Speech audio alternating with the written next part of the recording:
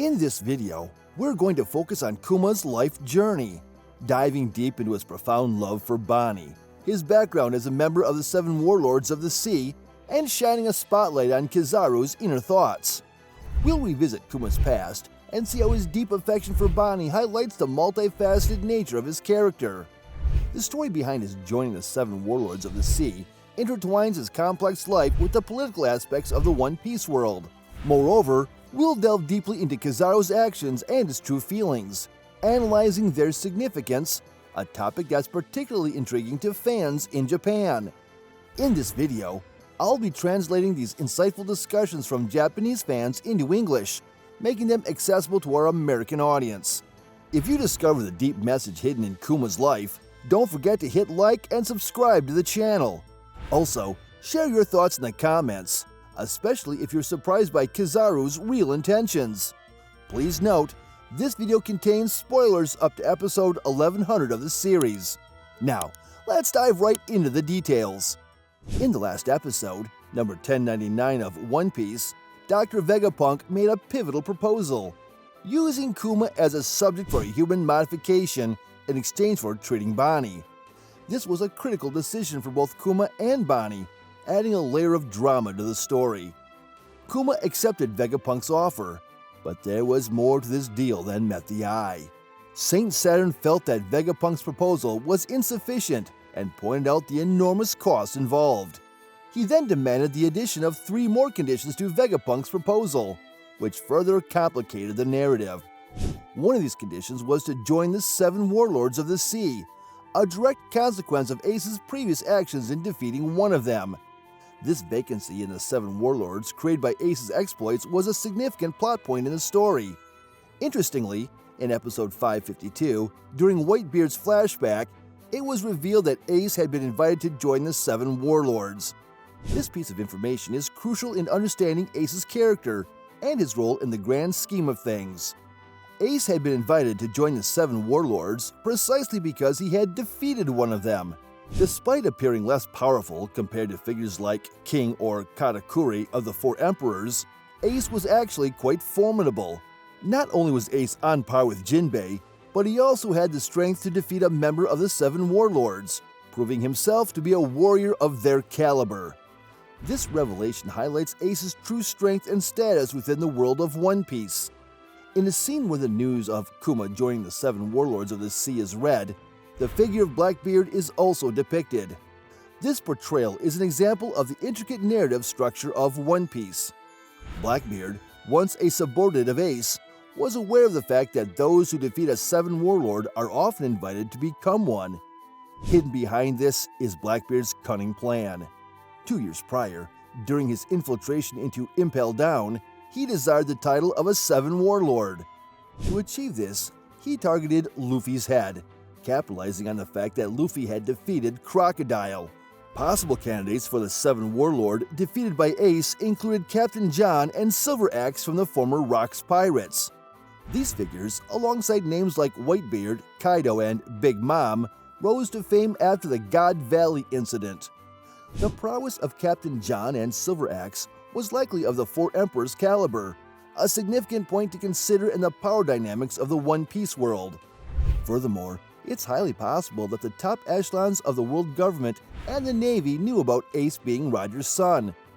Ace belonged to the D-Clan, often referred to as the natural enemy of gods. Despite this, the fact that Ace was invited to join the Seven Warlords indicates that the world government sought powerful individuals for the positions, regardless of lineage. Ace's ability to defeat a Seven Warlord within just a year at sea was a testament to his inherent talent, hard work, and the power of the Flame Fruit.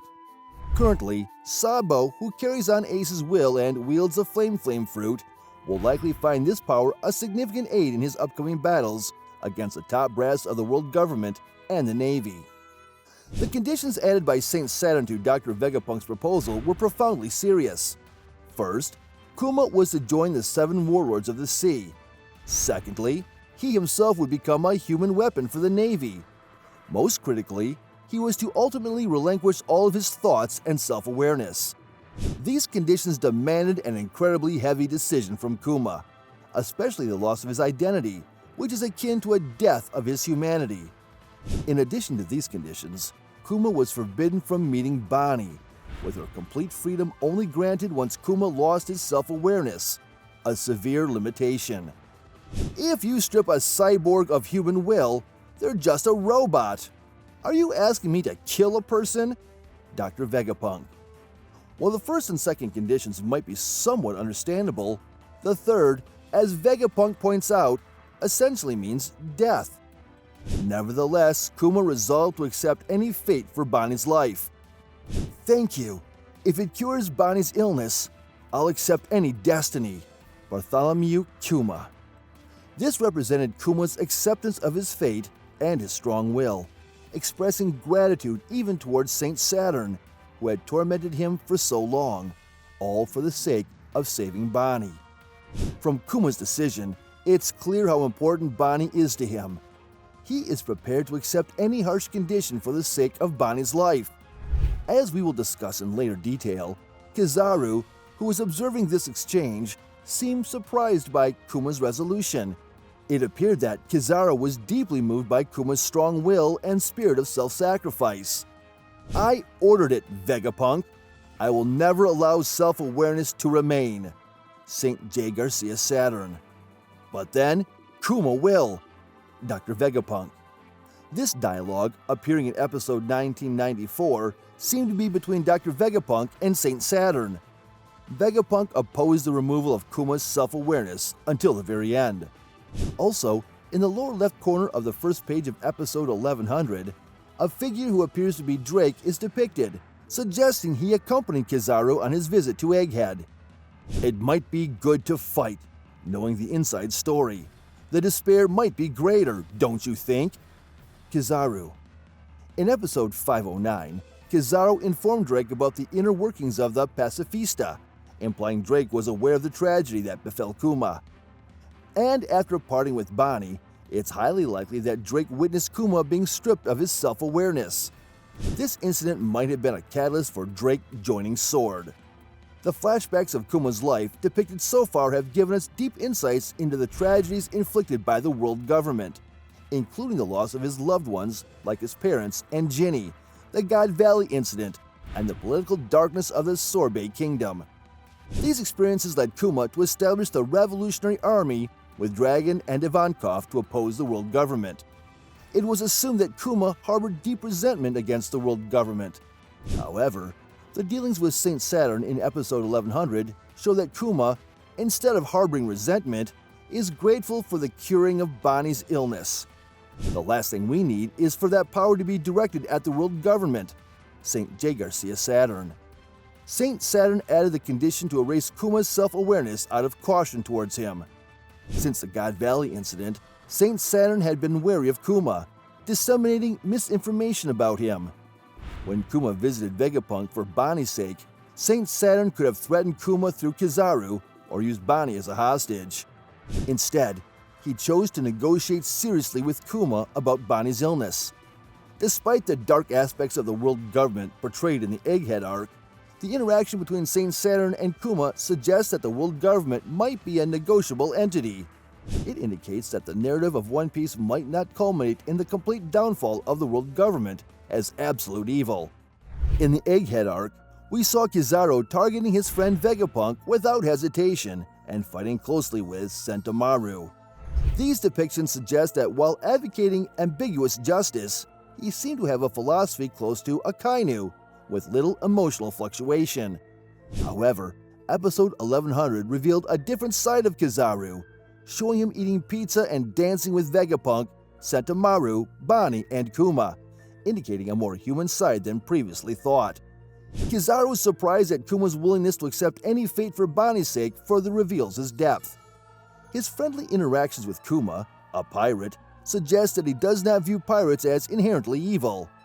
"Spare me. This is my job." Kizaru. This line reveals Kizaru's internal struggle, being friends with Vegapunk, yet troubled by his naval duties involving dealings with pirates. It seems Kizaru suppresses his personal feelings and emotions while carrying out the government's dirty work. From this, it becomes clear that Kizaru is not just a person with minimal emotional fluctuations and an ideology close to a kainu, but in reality, he harbors many conflicts within himself. Don't make me hurt an acquaintance outside of duty. Kizaru. This statement by Kizaru in episode 1092 reveals his reluctance to harm others outside of his duties, suggesting he suppresses personal feelings while carrying out his mission. Reflecting on the events at Sabaody Archipelago 2 years prior, Kizaru never confronted Bonnie. This could be a mere coincidence, but it might also indicate a considerate side of Kizaru and Sentomaru. Viewing it from the perspective of Kizaru suppressing personal feelings for duty, it's conceivable that he might reach a breaking point, potentially abandoning his mission or even quitting the Navy in the future. Meanwhile, Kuma, Vegapunk, Kizaru, Sentomaru, and Bonnie shared joyful moments. After enjoying a large pizza together, Kuma taught them the dance of the Buccaneers, Don Don Dots, to which everyone danced in silhouettes reminiscent of their celebration in Skypiea. The Don Don Dots rhythm, significant to Kuma and Vegapunk, might play an essential role in the climax of the Egghead arc, resonating as a treasured memory rhythm for them.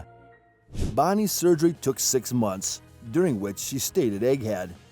After surgery, Bonnie was to spend a year of convalescence in her homeland, Sorbet Kingdom, under strict conditions imposed by Saint Saturn, who threatened, "From post-surgery, any contact or escape with the girl is forbidden. If violated, she will be demoted to slavery." Thus, the farewell in Sorbet Kingdom marked by permanent separation for Kuma and Bonnie. Looking back at Bonnie's past and timeline, Dragon's statement, "Recently, his laboratory seems to be relocating after the accident," indicates their reunion at Punk Hazard post-Caesar's accident, roughly 4 years ago. After reuniting with the Revolutionary Army, Kuma must have visited Vegapunk, and Bonnie was expected to regain her freedom 2.5 years ago, following a 1.5 years of recovery. "When I heard you had fled from the government, it sent a chill down my spine, but it's all over now," remarked Akaino in episode 595. This implies that during her convalescence in Sorbet Kingdom, Bonnie managed to elude surveillance and escape. Within about a year, she grew into a renowned bounty head, paralleling Luffy as a supernova, a testament to her rigorous training since childhood. Moreover, episode 1098 reveals that Bonnie was 5 years old 7 years ago, meaning she was 10 when wanted, suggesting her illness, as Kuma falsely informed her, was cured by age 10. In episode 498, when Bonnie first appeared, we see 2 men attempting to rescue Kuma from imprisonment by King Bagoli 22 years ago, alongside Ginny. These 2, having a deep connection with Kuma since childhood, likely aided Bonnie's escape from the world government during her recovery and continued to support her after becoming a pirate. 2 years ago, when Bonnie arrived at Sabaody Archipelago, Kuma was also present. As stated by Kizaru in episode 513, Kuma was not officially summoned to Sabaody, indicating his unsanctioned appearance there. Given that the first place Bartholomew Kuma appeared was where Luffy and his crew were, it's believed that his main objective was to save Luffy, the son of Dragon. Knowing that Luffy was at Sabaody Archipelago, Kuma must have been aware of Bonnie's presence there too. However, due to Saint Saturn's stern warning that meeting Bonnie would result in her enslavement, Kuma, despite being near her, feared causing her misfortune and ultimately did not meet her. As Gecko Moria stated in episode 474, "Look at Kuma, the tyrant, the only Seven Warlord completely subservient to the government." It's likely Kuma obeyed the government's orders to protect Bonnie. At that time in Sabaody, Kuma still had his self-will, but Saint Saturn's threat prevented him from reuniting with Bonnie. This means that even if Kuma regains his self-will, he won't meet Bonnie unless her safety is assured. However, the current situation is different with powerful allies like the Straw Hat Pirates, now one of the 4 emperors, and the strengthened Revolutionary Army, rendering Saint Saturn's threat almost ineffective. This significantly increases the possibility of a reunion between Kuma and Bonnie, who thought they would never meet again. Kuma's destination after leaving Kamabaka Kingdom and climbing the Red Line might have been Egghead, where Bonnie is. If his target had been Mary Joa, he would have landed without colliding with the Red Line. Therefore, his destination might be Egghead in the first half of the Grand Line, behind the Red Line, driven by his sole desire to meet Bonnie, even in his will-less state. Bartholomew Kuma's joining the Seven Warlords of the Sea sent shockwaves through pirates worldwide, as mentioned in episode 1100. Though a deal with one of the five elders, St. J. Garcia Saturn, Kuma became a member of the Seven Warlords. This completed the full roster of the Seven Warlords at the start of the One Piece story. As you all know, while the Seven Warlords are sanctioned pirates allowed to plunder non-world government nations, not all of them blindly follow the government's orders. Imagine the impact of someone like Kuma, with top-tier strength among the Seven Warlords, obediently executing the government's commands. This would surely increase the government and Navy's influence, making it harder for pirates like Ace to challenge the Seven Warlords. In fact, the first to break this ironclad grip of the Seven Warlords was Luffy, 2 years later. This signifies that the menace of the Seven Warlords, comparable at one point even to the Four Emperors, was greatly amplified by Kuma's involvement. Kuma's subsequent assaults on numerous non-aligned nations also played a significant role.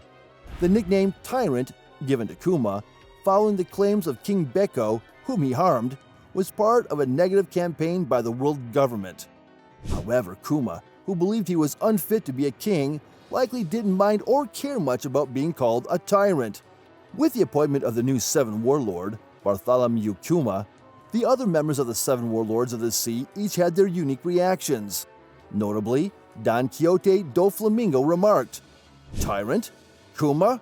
Another bad guy has appeared." Doflamingo, a character who believes that the powerful define justice, had his own manipulative control over Dressrosa. He might have felt a certain sympathy for Kuma, who was also labeled as a tyrant. Let's turn to Crocodile's reaction. He seemed indifferent, busy looking for witnesses related to the dance powder incident in Alabasta. Meanwhile, the world's strongest swordsman, Mihawk, quietly checked the news about Kuma, showing no particular reaction. Focusing on Jinbei, he was then under Whitebeard's banner, discussing Kuma with Ace, Marco, Blackbeard, and others. "Jinbei, your successor has been decided. That's good for you," Ace commented, to which Jinbei reacted. This scene reveals our strong camaraderie among the crew. Jinbei himself appeared to have mixed feelings about a king becoming a Seven Warlord, possibly reflecting his stance as a fishman oppressed by the world government's growing power. Boa Hancock, prior to her fateful encounter and subsequent infatuation with Luffy, displayed her characteristic haughty empress demeanor. In contrast, Gecko Moria showed interest in the powers of the pawpaw fruit, but ultimately spent most of his time lazing around in bed, reflecting his dependent nature. These reactions underscore the onset of the golden era of the Seven Warlords with Kuma's induction, particularly for the new generation of pirates like Luffy, who now had formidable new targets. The direct involvement of the five elders in negotiating Kuma's induction highlights the significant esteem held for the Seven Warlords' position. Moreover, Kuma's inclusion, despite his origin from the Buccaneer tribe and under the direct control of the world government, emphasizes the crucial role of the warlords. Despite the dissolution of the Seven Warlord system by Fujitora, the potential emergence of a new breed of Seven Warlords, centered around the Seraphim, indicates that the narrative role of the Seven Warlord system in the story is far from over. Under the world government's orders, Bartholomew Kuma, located in East Blue, ironically continued to execute missions while gradually losing his personality. Loyal to the world government's commands, Kuma's fate led him to Fusha village, where he closely approached the offshore area where Luffy remained after the departures of Sabo and Ace. This behavior of Kuma suggests he was assigned a special mission by the world government. The still enigmatic connection between Kuma and Luffy is hinted at, especially after the events in Sabaody Archipelago, indicating that Kuma regarded Luffy as Dragon's son in a special way. The mission in Fusha village likely became a turning point for Kuma to recognize Luffy's significance more profoundly. Furthermore, during his mission, Kuma might have realized that the gum fruit consumed by Luffy could be related to the legendary liberator NIKA. In Chapter 1096, Kuma, believing in the Buccaneer tribe's legend of the liberator NIKA, declared to Saint Saturn at God Valley his intention to save people like NIKA. Kuma, in his attempt to save Bonnie, chose to forsake his own dreams and comply with the world government's orders. The array of tragedies that struck Kuma speaks volumes of his deep despair, as he gradually transformed into a cyborg, losing his personality. This journey highlights the extent of Kuma's suffering and internal conflict. What impact might there be if Kuma, in such a state, encountered Luffy, known as the embodiment of NIKA? Kuma's father, Clap, imparted to his son the rhythm of the liberation drum, the so-called Don Don beat. This rhythm, often shared by Kuma with Bonnie and Vegapunk, signifies its importance. Particularly about 3.5 years ago, in Chapter 1100, if Luffy, albeit unawakened, had echoed the rhythm of the liberation drum, Kuma might have sensed the presence of NIKA within him. This suggests that Kuma regarded Luffy in a special light. It is plausible that Kuma, even in his final moments of losing his personality, continued to support Luffy, harboring the spirit of the liberator NIKA. The next encounter between Kuma and Luffy might reveal Kuma's current intentions and purposes. Furthermore, Kuma's acquaintances like Kizaru, Sentomaru, Vegapunk, and Bonnie might be influenced by the rhythm of the liberation drum, potentially marking the inception of a literal revolution. So that's my analysis. But what do you all think? That's all for today. This channel posts summaries, explanations, and ranking videos related to One Piece. If you like One Piece, we would be happy if you could support us by subscribing to our channel and commenting. Thank you for watching till the end. See you in the next video.